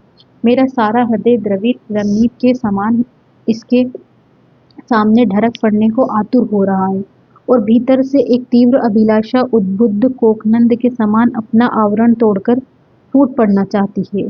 मुझे क्या हो गया है? और यहाँ भी आश्चर्य की बात है कि मेरे चित्त में यहाँ द्वंद्व उस समय उठा है जब उसे उठना ही नहीं चाहिए। मैंने आज भट्टिनी का समयमान मुख देखा है। अधरों पर लीला तरंगित हो रही थी। कपोल पाली विभ्रम विचियों से चटुल हो उठी थी।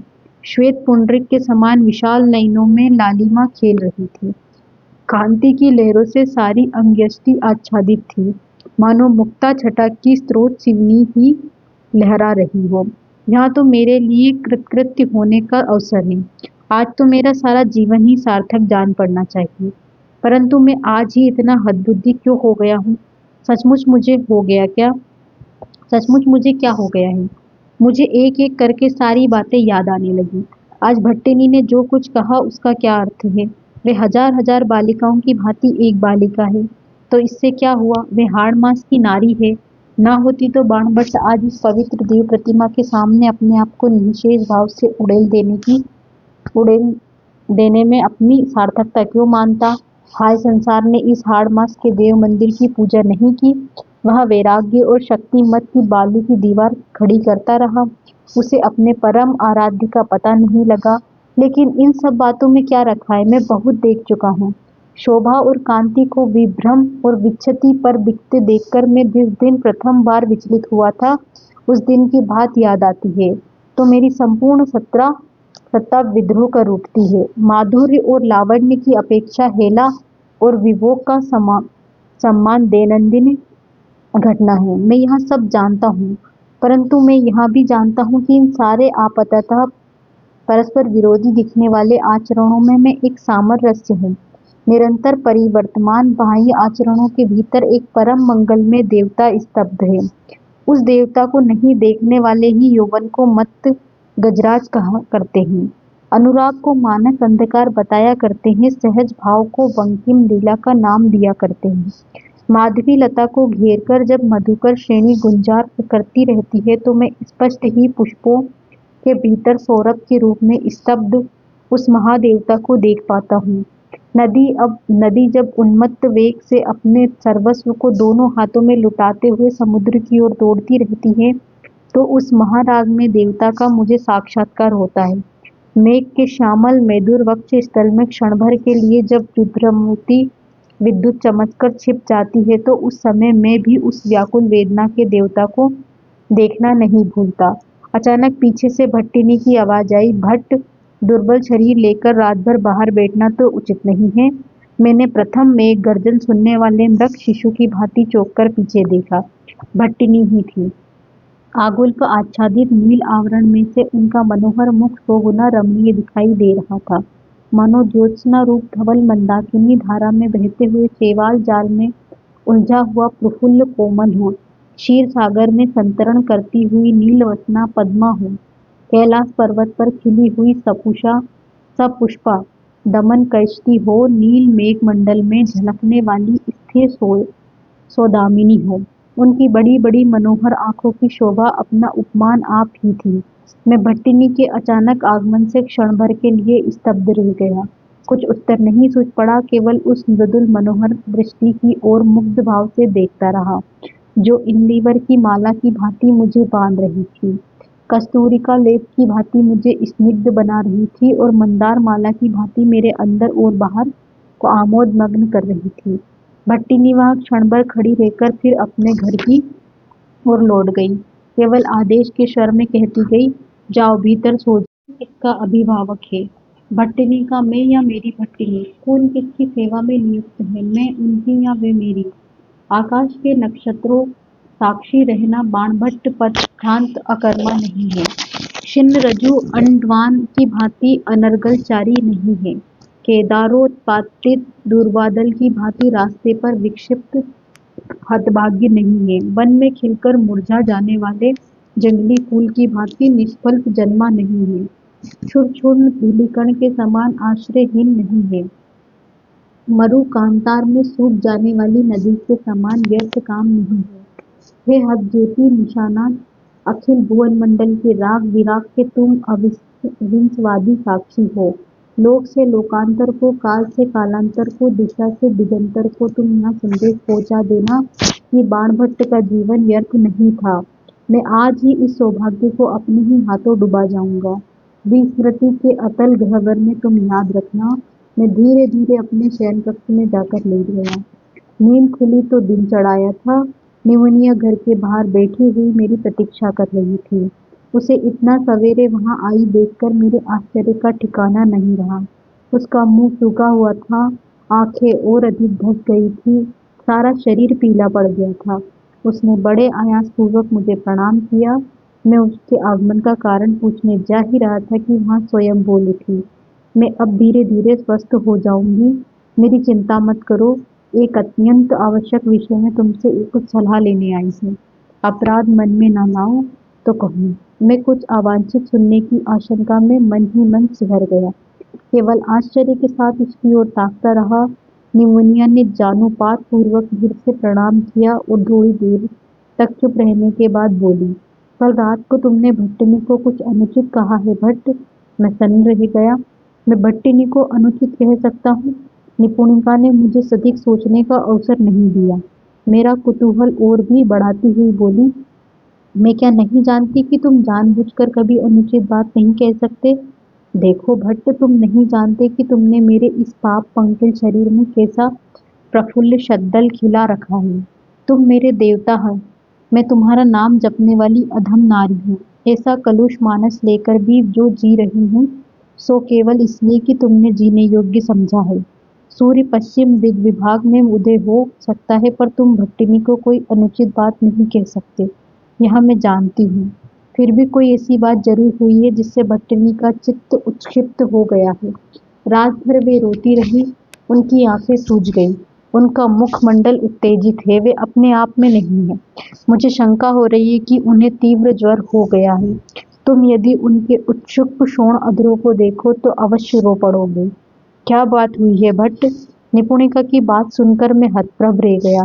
ऐसा लगा कि मेरा सारा अंतरतर शरत्कालीन केतक पुष्प की तरह विवर्ण हो गया। मैं उन्मत्त की भांति बोल उठा, न्योनिया, अधिक न कहे। तू नहीं समझ सकती कि मेरे ऊपर तू कैसा वज्र प्रहार कर रही है। निपुणिका अवाक होकर मेरी ओर देर तक ताकती रही। मैंने धीरे धीरे रात की सारी कहानी उसे सुना दी। निपुणिका के शीर्ण चेहरे पर आनंद की ज्योति दमक उठी। उसका श्वेत मुखमंडल कर्पूर गुटिका की भांति जल उठा। उसकी धसी हुई आंखों से इस प्रकार दिव्य ज्योति प्रकट होने लगी जैसे विवर द्वार की नागमणि है। वह क्षण भर तक निस्पंद भाव से बैठी रही, मानो नाना दिशाओं से तरंगित भाव लहरियों से टकराकर वह गतिहीन हो गई है। फिर उसने मेरी ओर आंख उठाई, मोतियों भरे शुक्ली पटल की भांति तुहीन बिंदु से पूर्ण पद्मलाश की ओर भांति शिशिर सिक्त परिजात पुष्प की भांति अर्ध स्फुट सिंधु वार कुसुम की भांति वे अश्रु भरी आंखें चित्त को करुण रस से प्लावित करती रही, सहानुभूति की वर्षा से सींच रही थी, अनुकंपा की धारा से धौत कर रही थी। निपुणिका देर तक भूली सी, भ्रमी सी, खोई सी ताकती रही और फिर एकाएक भूमि तल में करतल रखकर प्रणाम करके बोली, मैं समझ गई भट्ट, मेरा अपराध क्षमा करो। तुम मेरा दोष नहीं समझ सकोगे, परंतु अपना दोष तुम्हें समझना चाहिए। मैं अपनी बात के लिए लज्जित होने योग्य नहीं हूँ। न्योनिया की बात छोड़ो, वह 72 घाट का पानी पी चुकी है। वह भले बुरे को पहचानती है, अपने पहचानने की शक्ति पर भरोसा रखती है, अपने कलुष मानस के विकारों को दूसरे पर आरोप कर सकती है। पर भट्टनी तो बालिका है, उन्हें संसार की कटुता का लेश मात्र भी ज्ञान नहीं है। वे तुम्हें समझ नहीं सकती। दिग भट्ट, पुरुष में पौरुष होना चाहिए। तुमसे मैं पूछती हूँ कि तुमने भट्टिनी से कभी पूछा क्यों नहीं कि वे गंगा में क्यों कूद पड़ी? तुमने कल उनके अस्वाभाविक तारतल्य पर उन्हें कसके डांट क्यों नहीं दिया? निपुणिका, इन सारी बातों को कोई अर्थ मैं आज तक नहीं समझ सका हूँ, पर मुझे अपनी स्थिति समझा देने में इन शब्दों ने आश्चर्यजनक कार्य किया। मेघयुक्त आकाश की भांति, कुंजटिका विरहित दिग्मंडल की भांति और शैवालहीन सरोवर की भांति मेरा चित्त प्रसन्न हो गया। मैं निपुणिका को साधुवाद देते हुए कहा, न्योनिया, मैं भट्टिनी का सेवक होकर तुझे गौरवान्वित हुआ। अभिभावक होने की योग्यता मुझ में नहीं है। मैं उनको उनके पिता के पास पहुंचाकर छुट्टी लूंगा। मैं अधिक मोहग्रस्त होना पसंद नहीं करता। तू भट्टिनी से कह दे कि बाणभट्ट महान भविष्य का निमित्त बनने का संकल्प कर चुका है। वह कल ही स्थानेश्वर को रवाना हो जाएगा। निपुणिका चली गई। वह इस प्रकार उदास थी मानो लाभ की आशा से व्यापार करने वाला वणिक मूल भी गवा चुका हूँ। देर तक अपने आसन पर बैठा रहा। धीरे धीरे सूर्य उत्तप्त हो उठे। अजगर के फूत्कार के समान पश्चिमी वायु सोंसों करती हुई दिक्चक्रवाल को दग्ध करने लगी। आतप के मारे क्रुक्लास क्षण क्षण पर रंग बदलने लगी। चटक दंपत्ति अलग भाव से हर्म्य छिद्रों में छिपने लगी। वन सारिकाएं नाना वचन भंगियों से अपनी परिताप कथा कहने लगी और गृह धेनुओं के रोमंथन व्यस्त जबड़ों में भी आलस्य का आविर्भाव हुआ। मैं दीर्घ काल तक निर्निमेष सा स्वस्तिकाकार राजमार्ग के एक बाहु की ओर एकटक देखता रहा। इसी समय विग्रह वर्मा ने आकर प्रणाम किया और कुमार कृष्णवर्धन के भेजे हुए दूत से मेरा परिचय कराया। मेरे आश्चर्य की उस समय कोई सीमा न रही जब दूत ने बताया कि कुमार ने मुझसे अनुरोध किया कि मैं महाराजाधिराज श्री हर्षदेव से वैर त्याग करूं और उनसे स्थानेश्वर जाना तय हो गया। मैंने अंतिम बार भट्टिनी से विदा लेने का निश्चय किया। उस समय भगवान मारीचीमली अस्त हो चुके थे। पश्चिम समुद्र के तीर से प्रवाल लता की भांति संध्या राग उदित हो गया था। विराट सूर्यमंडल के पश्चिमी समुद्र में पतित होने से जो छींटें उछल पड़ी थी, वे ही नक्षत्रों के रूप में मानो आकाश मंडल से सट गई थी। शायद उसी समुद्र में उत्थित जलधारा के बाद में निकटवर्ती पश्चिमी तट की लालिमा को धो डाला। भट्टिनी स्नान करके पूजा वेदी पर बैठी थी। कुछ क्षण तक मैं बाहर खड़ा प्रतीक्षा करता रहा। आज भट्टिनी ने भगवान की स्तुति बड़े करुण कंठ से गाई। आकाश लाख लाख नक्षत्र यंत्र को विस्फारित करके आश्चर्य के साथ उस मोहक गान को सुन रहा था। पूजा समाप्त हुई। परिक्रमा करके भट्टिनी ने अदृश्य वराह देवता को प्रणाम किया। उनके अंग प्रत्यंग से भक्ति की शीतल स्निग्ध लहरियां उद्वेल हो उठी। हल्के कौसुंभ वस्त्र को दीर्ण विदीर्ण करके उनकी अंग याष्टि की लावण्य प्रभा बाहर निर्गत होने लगी। मानो अदृश्य सौभाग्य चंद्रमा की सूचना मात्र से शोभा के समुद्र में ज्वार आ गया हो। कुछ देर तक भट्टिनी आविष्ट सी, अभिभूत सी, घूर्ण उद्भ्रांत सी जानुपात पूर्वक खड़ी रही। फिर धीरे धीरे उठी। मुझे द्वार पर खड़ा देखकर मेरी ओर फिरी। उनकी आंखों से अस्वाभाविक क्रूरता थी। पलकों के झुकते देर नहीं, आसन की ओर इशारा करके वे बैठ गई।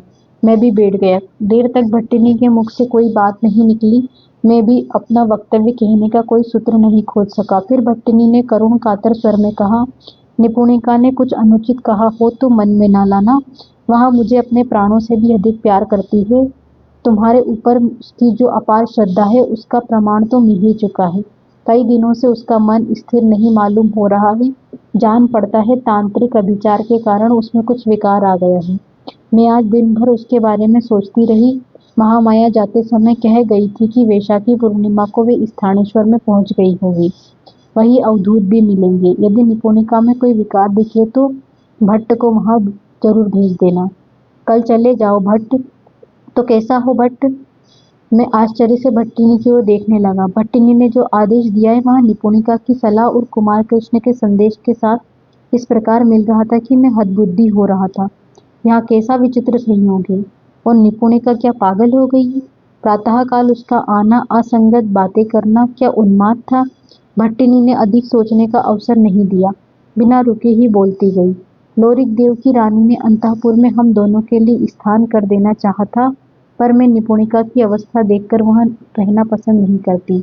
उन्होंने यही उचित व्यवस्था कर देने की आशा दिलाई है। विग्रह वर्मा को कह देना कि वे यहीं रहे। उनके चलते रहते चिंता की कोई बात नहीं है। महावरा पर भरोसा रखे। कल चले जाओ। मैंने चुपचाप सिर झुकाकर आज्ञा शिरोधार्य की, परंतु हृदय पर जैसे कहीं से अचानक शल्यपाल हुआ। भट्टिनी को छोड़कर जाना पड़ेगा। मैं जो समझ रहा था कि मेरा मन मोहमुक्त हो गया है, वह भ्रम था। यदि भट्टिनी की ओर से अनुमति ना मिलती तो शायद मैं अधिक निर्विकार हो सकता। कुछ देर चुप रहने के बाद भट्टिनी ने मेरी ओर देखा। वर्षावारी से भीगे हुए खंजरीट शाव की भांति वे आंखें ऊपर नहीं उठ सकी। शीघ्र ही वे फिर नीचे आ गई। भट्टिनी ने जरा रुक रुक कर कहना शुरू किया, भट्ट मैं अभागिनी हूँ। तुमने ही मुझे जीने की सार्थकता दिखाई है। सिखाइए। मैं नहीं जानती कि किस प्राक्तन पुण्य से महावरा ने तुम्हें मेरे पास भेज दिया था। तुम्हारे साथ रहकर मैं भूल गई थी कि मैं भाग्यहीना हूँ। मैंने तुम्हें बहुत कष्ट दिया है और भी बहुत देती रहूंगी। मैं अबोध बाला हूँ। निपुणिका ने आज उन्मत्त प्रलाप के भीतर से मुझे मेरा स्वरूप दिखा दिया। कौन जाने उसका कहना ही ठीक हो कि मैं तुम्हें गंगा में डुबाने के लिए स्वयं गंगा में कूद पड़ी थी। मैं नहीं कह सकती। मुझे क्षीण भर के लिए ऐसा मालूम हुआ कि मोकरियों ने उस निगृण महाराज ने मुझे फिर से कैद करना चाहा था। जब विग्रह वर्मा तुमसे बता रहा था कि वहाँ मोकरी है, तभी मुझे संदेह हुआ था कि निर्बुद्धि बालिका को क्षमा करना भट्ट। निपुणिका कह रही थी कि यदि भट्ट न होते तो तुम गंगा में कभी न कूदती। आज मैं सब बातें विचार कर देखती हूँ तो मुझे ऐसा लगता है कि मेरे मन में किसी अज्ञात कोने में यह भावना जरूर थी कि तुम मुझे डूबने नहीं दोगे, तुम मुझे बचा लोगे। तुमने मेरा शरीर, मन, लाज, शर्म सब कुछ बचाया है। मैं भाग्यहीना हूँ, सबसे बड़े महत्वाकांक्षी को विपत्ति में झोंक देने की अपराधिनी हूँ। मेरा अपराध क्षमा करो भट्ट। कहते कहते भट्टिनी ने हाथ जोड़कर भूमि तल में सिर रखकर मुझे प्रणाम किया। मैं इस प्रकार जड़ हो गया था कि कहीं किसी प्रकार के संवेदन का लेश मात्र भी अनुभव नहीं कर पा रहा था। इतना बड़ा व्यापार मेरी आंखों के सामने देखते देखते हो गया और मैं हतसंग निश्चेष्ट बैठा रहा। भट्टिनी को जानुपात की अवस्था में देखकर मुझे जैसे होश सा हुआ। मैं तड़फड़ाकर उठ पड़ा। क्या कह रही हो देवी? निपुणिका ने उन्माद की अवस्था में जो कुछ कह रहा है उसी को प्रणाम मानकर मुझे अपराधी बना रही हो। भट्टिनी चुप रही। वे देर तक निस्पंद दीपशिखा की भांति, अचंचल विद्युल्लता की भांति और प्रफुल्ल दमनक यष्टि की भांति बैठी रही। फिर धीरे धीरे कहा, वहां से जल्दी ही लौटना। जाओ, मैं चला तो भट्टिनी ने फिर पुकारा। इस बार उनका स्वर काफी साफ था। बोली, निपुणिका से मत मिलना। समय मिले तो निपुणिका की सखी सुचरिता की खबर लेते आना। वहाँ उसकी दुकान के पास ही कहीं रहती है। वहाँ अत्यंत भाग्यहीना है। मैंने उसे सिर्फ एक बार देखा, भूलना नहीं। प्रातःकाल में स्थानेश्वर के लिए रवाना हो गया। घोड़े की पीठ पर निरंतर भागता हुआ 10 दिन बाद स्थानेश्वर के दुर्ग द्वार पर उपस्थित हुआ। प्रवेश करते ही सुचरिता सबसे पहले याद आई। केवल एक बार निपुणिका ने उसके बारे में मुझसे चर्चा की थी, परंतु जब मैंने उसकी पूरी कहानी पूछी तो वहाँ चुप हो गई। भट्टिनी से भी उसने उसकी चर्चा चलाई होगी। क्या करती है वहाँ? कोई अच्छा काम नहीं करती, यहाँ तो स्पष्ट है। तो भी बाणभट्ट उधर जाएगा जरूर। आजीवन उसने नारी देह को पवित्र देव प्रतिमा समझा। वहाँ जहाँ भी हो, जिस अवस्था में भी हो, सम्मान और श्रद्धा की वस्तु है। यद्यपि आज मुझे महाराजाधिराज से मिलना है, आचार्य सुगतभद्र को प्रणाम करना है और अवधूत अघोर भैरव का दर्शन पाना है, तो भी मैं सुचरिता को नहीं भूल सकता। क्या देव प्रतिमा को कीचड़ में धंसा देखकर सिर्फ इसलिए कतरा जाएगा कि उसे किसी सम्राट से या किसी महासंधि विग्रहिक से मिलने जाना है? नहीं, यहाँ नहीं होने का। परंतु इतना तो होना चाहिए कि मेरे किसी आचरण से भट्टिनी के भावी मंगल का व्याघात न हो। जो हो, मैंने निश्चय किया कि कुमार महाराज और आचार्य पाद से मिले बिना कुछ नहीं करूँगा। उसी दिन वैशाखी पूर्णिमा थी। इसी दिन तथागत ने जन्म ग्रहण किया था और इसी दिन निर्वाण प्राप्त किया था। बौद्ध नरपति की राजधानी में आज उत्सव जैसा होना चाहिए, वैसा ही हुआ था। वीथियाँ सुगंधित से सिक्त थी और भवनों में मंगल पताकाएं सुशोभित थी। राजमार्ग की ओर से सभी वातायन मालती दाम से अलंकृत हो रहे थे। पौरजन नवीन वस्त्र भूषा से सुसज्जित थे। नगर में प्रवेश करते ही मुझे ज्ञात हुआ कि आज आचार्य सुगतभद्र की धर्म देशना होने वाली है। सम्राट और कुमार कृष्णवर्धन की सवारी उधर ही गई है। मैंने जब यह सुना तो और सब बातें भूल गई और आचार्यपाद की धर्म देशना सुनने के लोभ से मैं उधर ही खिंच गया। विहार मेरा देखा हुआ था। राजमार्ग श्वेत वस्त्रधारी नागरिकों से पूर्ण था। उनके वस्त्र, उक्षीण अंगराग और माल्य सभी श्वेत थे। ऐसा जान पड़ता था सब लोगों ने रजत धारा में स्नान किया है। ऊपर शोध वातायनों से युवतियों के स्वर्णालंकारों की पीली प्रभा व्याप्त हो रही थी। नीचे की श्वेतच्छटा के ऊपर शोध वातायनों की सोवर्ण छटा ऐसी मनोहर मालूम हो रही थी कि मानो कैलाश पर्वत पर शरतकालीन प्रभातिक धूप खिली हुई है। दुर्भाग्यवश जब मैं विहार पहुंचा तब तक धर्म देशना समाप्त हो चुकी थी। अब श्रोताओं की शंकाओं का समाधान किया जा रहा था। बाहर महाराजाधिराज के आगमन से जितना आनंद उल्लास कोलाहल जैननाथ था, उससे मैंने अनुमान किया कि भीतर भी भारी भीड़ होगी और उसी प्रकार हल्ला गुल्ला होगा। परंतु यद्यपि विहार सबके लिए खुला था, फिर भी बहुत थोड़े लोग भीतर जाने का साहस कर रहे थे। सभा स्थल में भिक्षुओं का ही आधिक्य था। गृहस्थों में स्वयं महाराज और उनके कई निकटवर्ती पदाधिकारी समासीन थे। महाराज के शरीर पर कोई उत्तरीय भी नहीं था। सारा शरीर सौगंधित अंगराग से उपलित था और भुजमूल में केयूर और हृदय में एक मौक्तिक हार के सिवा और कोई भी अलंकार उन्होंने नहीं धारण किया था। वे बहुत शांत मनोरम दिखाई दे रहे थे। आचार्य के प्रति उनकी अगाध श्रद्धा थी और आचार्य भी अत्यंत स्नेहपूर्ण उनकी ओर देख रहे थे। सब मिलकर वहां अर्धसहस्त्र व्यक्ति बैठे हुए थे। आधे में तो भिक्षु थे और आधे में महाराजाधिराज के सामंत अंतःपुर की देवियां थी। एक महीन तिरस्कारिणी के पीछे देवियों का आसन था। मैं चुपचाप एक ओर बैठ गया। आचार्य सुगतभद्र बहुत प्रसन्न जान पड़ते थे। उन्होंने मंद स्मित पूर्वक महाराज की ओर देखा और धीर शांत वाणी में पूछा, महाराज इस जम्बूद्वीप के सर्वप्रधान चक्रवर्ती राजा है। आपकी सद्बुद्धि से प्रजा का कल्याण होगा। तथागत की बताई धर्म देशना आपने सुनी है। मैं पूछता हूँ महाराज, क्या आपको संतोष हुआ है? आपके चित्त में मैत्री और करुणा के धर्म के विषय में संदेह तो नहीं रह गया है? महाराज ने आचार्य को शिरसा प्रणाम किया। थोड़ी देर तक वे निश्चल प्रतिमा की भांति ध्यानावस्थ हो रहे, फिर दोनों हाथ जोड़कर अनुमति मांगी। तो आचार्यपाद की अनुमति है। आचार्य ने फिर मंदस्मित के साथ साधुवाद देते हुए कहा, अवश्य महाराज।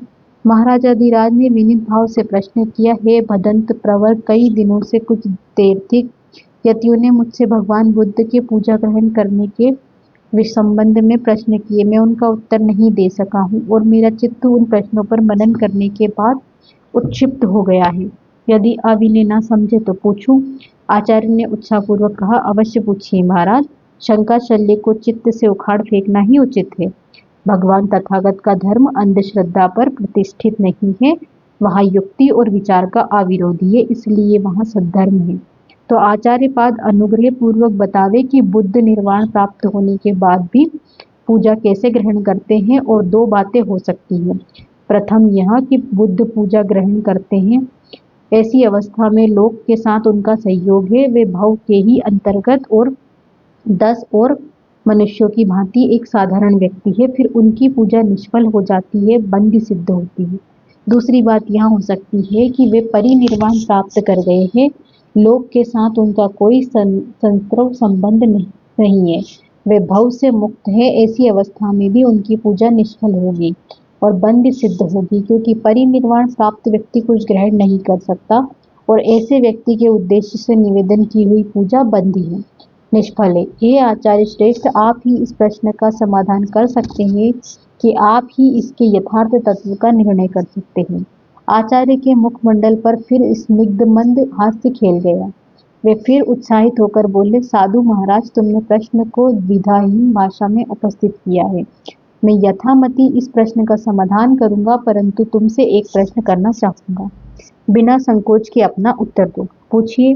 अच्छा महाराज, अति महान कोई अग्नि राशि जब प्रज्वलित होकर निर्वाण प्राप्त होती है, बुझ जाती है, तो तृण काष्ठ आदि ईंधन को ग्रहण करती है। ना भदंत महाराज, वहाँ अग्नि जब उपरंत उपशांत हो जाती है, तो क्या संसार में अग्नि का होना एकदम उठ जाता है?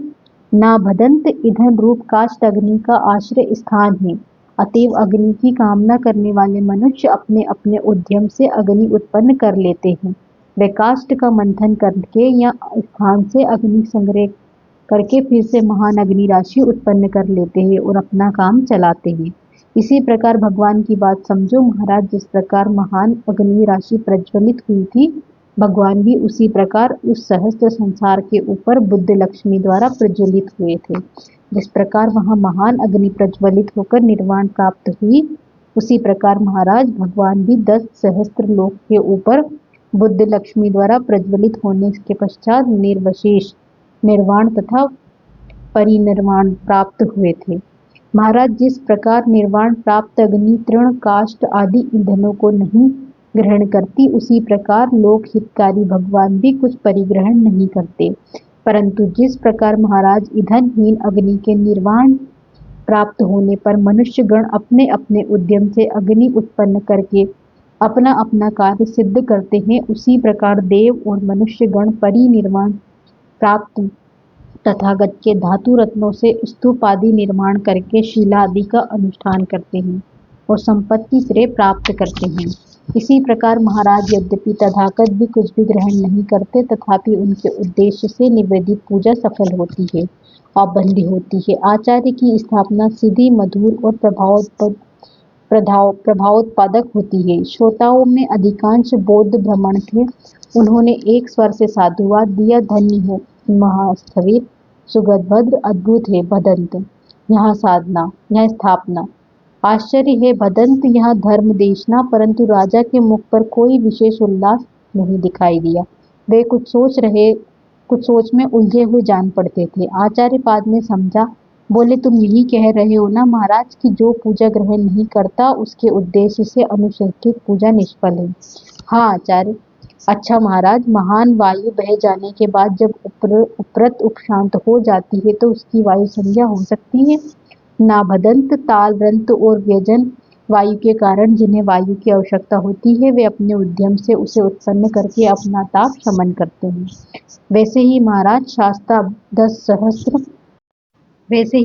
शास्ता 10 सहस्त्र लोगों पर मृदु मधुर वायु के समान मैत्री रूप में बहते रहे।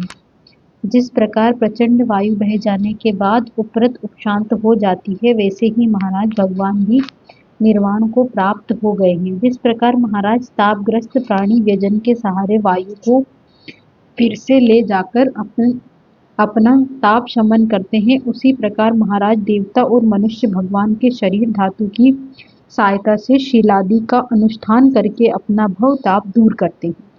इस प्रकार महाराज यद्यपि तथागत कुछ भी ग्रहण नहीं करते, तथापि उनके उद्देश्य से निवेदित पूजा सफल होती है, अबंध्य होती है। साधु भदंत, आश्चर्य है आपकी स्थापना, अद्भुत है आपकी प्रतिपादन शैली, विस्मयजनक है आपकी तर्क युक्ति, मेरा समाधान हो गया। परंतु आचार्य तथागत क्या सर्वज्ञ थे? मैं इसलिए पूछ रहा हूँ आचार्य कि तैर्थिक साधुओं ने मुझे बताया है कि वे ध्यान करने पर ही कुछ जान सकते थे, नहीं तो तत्क्षण वे उसी प्रकार मुग्ध रहते थे जिस प्रकार हम लोग हैं। क्या यहाँ सत्य है आचार्य? हाँ महाराज, भगवान की सर्वज्ञता इसी में थी कि वे ध्यान से सब बातों को जान लेते थे, यहाँ सत्य है। परंतु इससे महाराज क्या भगवान की सर्वज्ञता खंडित होती है? होती है बदंत। तो क्या महाराज एक प्रश्न पूछूं? सोचकर उत्तर दीजिए। पूछिए आचार्य, अवहित हूँ। आप महाराज चक्रवर्ती राजा हैं, आपके घर में अन्न, दूध, दही, घृत, शर्करा आदि का कोई अभाव नहीं। यदि कोई अतिथि आपके घर असमय आ जावे, उस समय भोजनालय का पक्व अन्न समाप्त हो चुका हो और आपके अतिथि सत्कार में देर हो जाए, तो क्या आप निर्धन सिद्ध हुए? नहीं भदंत, समय बेसमय चक्रवर्ती के भोजनागार में भी अन्न नहीं रहता, परंतु इसलिए वह निर्धन नहीं कहा जा सकता। उसी तरह महाराज बुद्धों की सर्वज्ञता आसर्जन प्रतिबद्ध होती है। तत्क्षण ज्ञान के अभाव में वे मुग्ध नहीं सिद्ध होते, वे ध्यान करते हुए सब कुछ जान लेते हैं। यही साधारण जनों से वे विशिष्ट होते हैं। साधु आर्य, आश्चर्य है भदंत, आपकी स्थापना अद्भुत है। आपकी तर्क युक्ति मेरी शंका दूर हो गई। कुछ देर तक इसी प्रकार शंका समाधान चलते रहे। फिर सभा विसर्जन का शंख बजा, महाराज उठे और उनके परिचारकों में चंचलता लक्षित हुई। महाराज विशाल हाथी पर समासीन होकर जब चले गए, तब कुमार कृष्ण ने मुझे बुलवाया और अत्यंत संक्षेप में आदेश दिया कि संध्या समय उनके घर मिलूं। जब वे भी चले गए तो मैं आचार्य पाद के पास गई।